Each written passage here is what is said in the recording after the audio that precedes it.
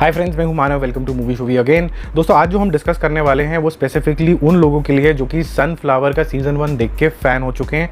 तो अगर आपने सनफ्लावर सीज़न 1 नहीं देखा है तो हम शायद थोड़े से आज स्पॉयलर्स डिस्कस करेंगे, क्योंकि हम आज डिस्कस करेंगे कि सनफ्लावर की एंडिंग जो सीज़न 1 में हुई है उसका क्या मतलब है, और अगर सीज़न 2 आने वाला है तो हम क्या एंटिसिपेट कर सकते हैं। तो मैं आपको पहले से ही थोड़ी सी स्पॉयलर वार्निंग दे रहा हूँ। तो अगर आप चाहते हो कि आप पहले सीज़न 1 देख के वापस ये वीडियो देखना चाहते हो, यू आर मोस्ट वेलकम। अगर आप चाहते हो कि आप कि पूरा इंडल्ज हो जाएं इसकी स्टोरी के अंदर और फिर जाके देखें और रीवैलिडेशन करें जो हमारे थॉट्स हैं, हमारे फैंस के जो थॉट है, मूवी शूबियंस के जो थॉट्स हैं, वो भी आप कर सकते हो। तो पहले तो दोस्तों हम तारीफ करेंगे विकास बहल की, जिसने इस तरीके के जॉनर जो कि कॉमेडी क्राइम थ्रिलर है उसको बहुत अच्छे से हैंडल किया है, जिसके अंदर ये इसलिए भी इंपॉर्टेंट है, मैं इसके ऊपर ज़्यादा गौर इसलिए भी देना चाहता हूँ क्योंकि दोस्तों क्या होता है कि क्राइम थ्रिलर एक बहुत ज़्यादा इंटेंस टॉपिक होता है। जब उसके ऊपर आप कॉमेडी का कुछ एक हल्का सा नमक डालते हैं तो कई बार ऐसा होता है कि कंप्लीटली डीरेल हो जाते हैं और आपको जो इंटेंसिटी होती है वो आप लूज़ कर जाते हैं। पर ऐसा हुआ नहीं। इस केस के अंदर विकास बहल ने इंश्योर किया कि ट्रेन सिर्फ चली नहीं, बिल्कुल भागी और लोगों को बहुत ज़्यादा मज़ा आया।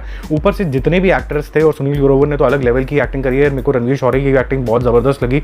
तो ये सारे जो एक्टर्स थे उन लोगों ने 4 चांद लगा दिए। उन लोगों ने इस ट्रेन को मैं बोलूँगा बुलेट ट्रेन बना दिया और लोगों के दिलों में ये घर करके गई। अब दोस्तों सीज़न 1 में क्या खास बात थी? क्या ये खास बात ये थी दोस्तों कि हमें पहले सीन से पता था कि क्रिमिनल कौन है, किसने क्राइम किया है, बट लेकिन जो किरदार थे उनको नहीं पता था। और यही मज़ा है सीरीज़ का कि आपको दुख दुख लगी रहती है कि यार खूनी तो वो है या क्राइम तो किसी और ने किया है, किसी और के ऊपर शक जाया जा रहा है, वो कैसे बचेगा या वो कैसे फंस जाएगा। तो ये जो इंटेंसिटी थी ये बनी रही थी, ये दुख दुख बनी रही थी। और दूसरा मैं बोलूँगा कि जिस तरीके से कॉमेडी का इसके अंदर फ्लेवर लाया गया है वो कोई भी, जिसे कहते हैं ना कि वन लाइनर्स टाइप की कॉमेडी नहीं थी या फिर कोई पंचेस वाली कॉमेडी नहीं थी। इसके अंदर जो कैरेक्टर्स थे वो थोड़े से वियर्ड कैरेक्टर्स दिखाए गए, और क्योंकि वो वियर्ड इन नेचर थे और जिस तरीके से वो वियर्ड हरकतें करते हैं, इस वजह से उनके ऊपर क्रिमिनल शक भी जाता है, क्योंकि उनके बिहेवियर नॉर्मल इंसानों वाले तो नहीं थे। फॉर एग्जाम्पल अगर हम सोनू का कैरेक्टर देखें इसके अंदर, तो सोनू का कैरेक्टर प्ले किया था सुनील ग्रोवर ने। उसने एक चूहे को मारने के लिए पूरा ड्रम भर के इंजेक्शन रख लिए थे। अब एक नॉर्मल सेन इंसान, आप और मैं तो ऐसा नहीं करेंगे। अगर हमें वो आटे के लड्डू बनाने भी हो तो हम क्या करेंगे, मतलब मैक्सिमम 1 या 2 इंजेक्शन ले आएंगे और 6-7 लड्डू बना के डाल देंगे कि भैया चूहे भाई सब आएंगे, मिकी जो उन्होंने इसका नाम रखा था, और हो जाएगा। तो ये तो वियर्ड बिहेवियर है इन सारे कैरेक्टर्स का। चाहे आप वो मेड का कैरेक्टर लीजिए जो बहुत ज़्यादा बड़बोली है, वो भी दोस्तों कहीं ना कहीं इंडिकेट करता है कि जितने भी ऐसे कैरेक्टर्स थे जो थोड़े से नॉर्मल से अलग बिहेव कर रहे थे वो पुलिस के रडार पे पहले आए। तो दोस्तों सीजन 1 के एंड में होते होते हमने देख लिया था कि मिस्टर कपूर की डेथ हो चुकी है, और सारा शक जो है, जो व्यूअर्स का शक है, वो सारा का सारा गया है मुकुल के ऊपर, जो मिस्टर आहूजा ने प्ले किया है, उसका नेबर नेक्स्ट डोर, जिसके हमेशा पंगे लेते रहते थे, कभी कार पार्किंग को लेके, कभी उसके घर के बाहर कूड़ा डाल देता था, ये था। सेकेंडली हमें ये दिखाया कि सोनू का जो कैरेक्टर है वो काफ़ी ज़्यादा वियर्ड है, जिसकी वजह से सारा का सारा शक उसके ऊपर चला जाता है, क्योंकि उसके पास ही वो चूहे मारने की दवाई मिली, काफ़ी सारे इंजेक्शंस मिले, और कहीं ना कहीं वो इस तरीके की हरकतें करता रहता है कि लोगों को लगता है कि शायद वो कुछ कंसील कर रहा है, कुछ बोल नहीं रहा। अब इस वजह से पुलिस जो है सोनू को पकड़ने के अंदर लग गई है, बट सोनू का थोड़ा टेम्पररी ऐसा लगता है कि उसका लक चल गया है, और गुरलीन के जो फादर हैं, जो बहुत ही ज़्यादा इन्फ्लुएंशियल हैं, पॉलिटिशियंस हैं, वो उसको उठा के ले जाते हैं चंडीगढ़ उसकी पिटाई करने के लिए, मारने के लिए। वो हमें शायद सीजन 2 के अंदर दिखेगा।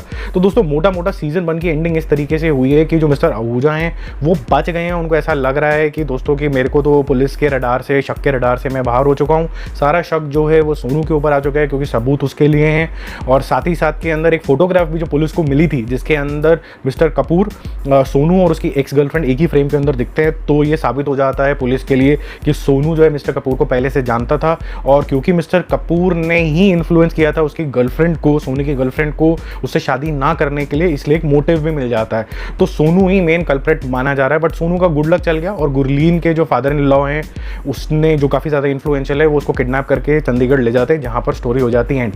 अब आते हैं दोस्तों सीजन 2 में हम क्या एक्सपेक्ट कर सकते हैं। दोस्तों एक बहुत ही इंपॉर्टेंट सीन आया था, शायद आप लोगों ने शायद मिस कर दिया हो, जो कि पुलिस को एक बहुत बड़ा क्यू देगा वापस मिस्टर आहूजा एंड फैमिली के ऊपर शक डालने के लिए। अगर आपको याद हो कि जब वो नारियल पानी का गमला बना रहे होते हैं और उसके अंदर इंजेक्शन को रख रहे होते हैं, छुपा रहे होते हैं, मिट्टी डाल रहे होते हैं, तो मिसेस आहूजा अहूजा का हल्का सा हाथ कट जाता है और खून निकलता है, और जो कि खून होता है वो किसी न किसी इंजेक्शन और उसकी जो निडल होता है उसके ऊपर लग जाता है। और साथ ही साथ में हमने ये भी नोटिस किया है कि फाइनल सीन के अंदर जब रणवीर शौरी को वो नारियल पानी मिलता है तो उसको वो निडल भी मिल जाती है जिसके ऊपर खून के स्पॉट होते हैं। अब डीएनए टेस्टिंग जब होगी तो दोस्तों कहीं ना कहीं उसका जो शक है कि वो उसने सोनू ने किया है वो उससे मैच नहीं करेगा, और अल्टीमेटली शक सारा जाएगा आहूजास के ऊपर। आहूजास मेरे ख्याल से दोबारा से फंसने वाले हैं। अब ये देखने वाली बात ये होगी कि सीज़न 2 के अंदर वो स्टार्टिंग से ही ये शक चला जाता है कि सीज़न के एंड होते होते ये शक जाता है। और दूसरी साइड पे हम देखेंगे कि अब जो सोनू जिस क्रिटिकल सिचुएशन में फंस गया है, पॉलिटिकल कम